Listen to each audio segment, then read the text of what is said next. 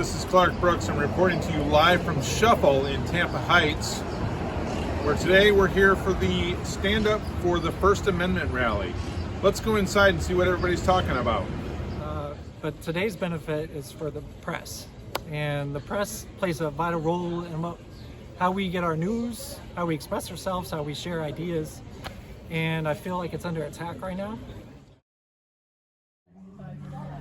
That's a good one. There's the technical First Amendment definition, right? But free speech for me basically means responsibility as an American citizen.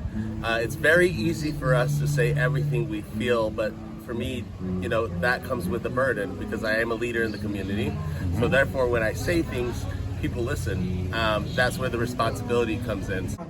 You don't have to agree with what I say, but I have an inalienable right to speak my piece without fear of government retribution.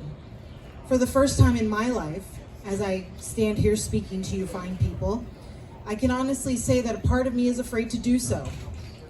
Free speech means that you are protected to say silly things and not be persecuted when it was just a joke, and also to not be persecuted if what you're saying is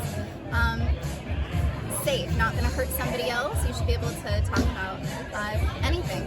Freedom. It's reasonable to miss these important stories because our news institutions have let us down. We are in an information crisis.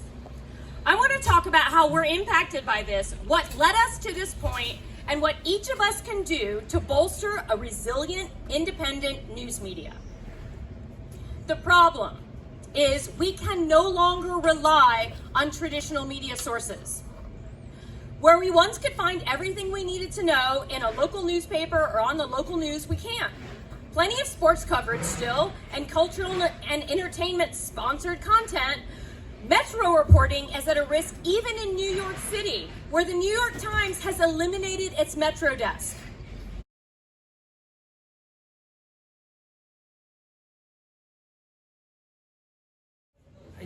They do such a good job of covering the news.